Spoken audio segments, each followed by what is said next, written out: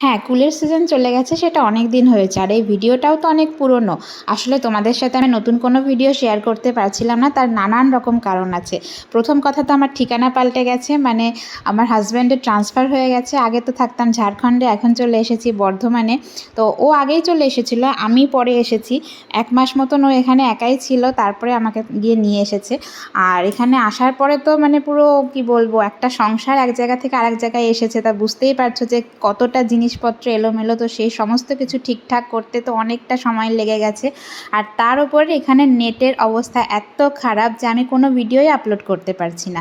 তো ফাইনালি এখানে ব্রডব্যান্ড নেওয়া হয়ে গেছে, তাই এখন আশা করছি তোমাদের সাথে ভিডিওগুলো ঠিকঠাকভাবে শেয়ার করতে পারবো। তো সেদিন করেছিলাম কুল মাখা, আর এই কুল মাখতে মাখতে যে কত মানে ছোটোবেলার কথা মনে পড়ে, কারণ ছোটোবেলাটা আমার পুরোটাই গ্রামে কেটেছে। আর গ্রাম মানে বুঝতেই পারছো, সেখানে এ গাছ থেকে কুল পেড়ে ও গাছ থেকে কুল পেড়ে সবাই মিলে মাখিয়ে সেটা খাওয়ার মজাই আলাদা। তো সেদিনও আমি বেশ ভালো মতন কুলটা মাখিয়েছিলাম।